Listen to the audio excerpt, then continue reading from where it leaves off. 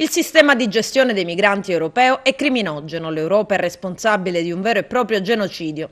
A dirlo il sindaco di Palermo, Leoluco Orlando, ai microfoni di Sky, ed ancora aggiunge: la mia è un'accusa da giurista, non mi riferisco alla distinzione che io non accetto tra migranti economici e richiedenti asilo, ma al fatto che in base alla propria legislazione l'Europa riconosce il diritto all'asilo dei siriani, ma poi non li mette nelle condizioni di raggiungere l'Europa.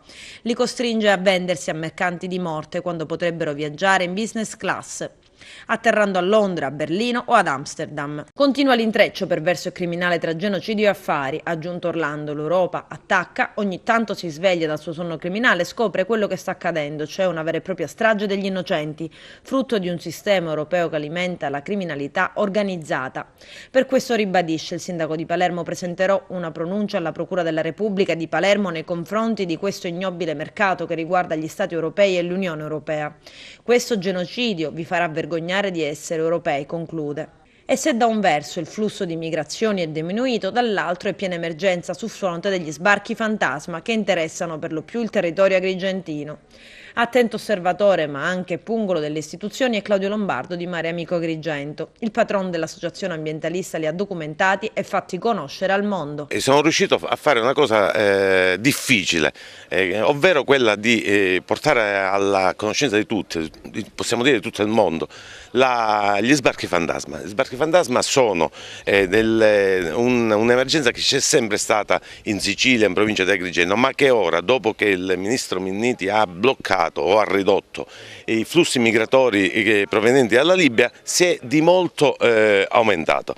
Noi abbiamo avuto circa 80 sbarchi fantasma in provincia di Agrigento, con un numero di migranti arrivati di circa 3.000. Di questi soltanto 400 sono stati fermati, riconosciuti e individuati dagli organi preposti ai controlli, quindi abbiamo l'85% di migranti arrivati di cui non sappiamo assolutamente nulla. Potrebbe essere chiunque, potrebbero trasportare qualsiasi cosa, e questo fatto ha evidentemente che dà fastidio, non ha avuto inizialmente alcun rilievo, nessuno ne voleva parlare.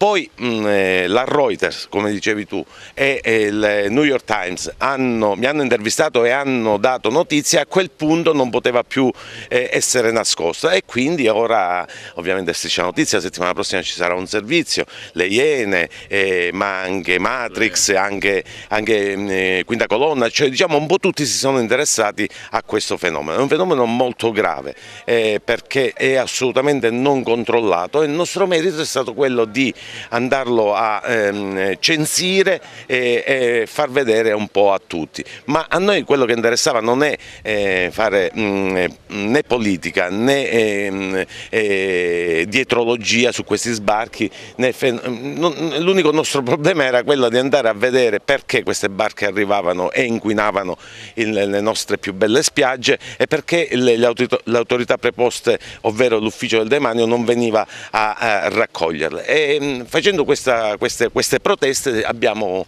raggiunto questi risultati.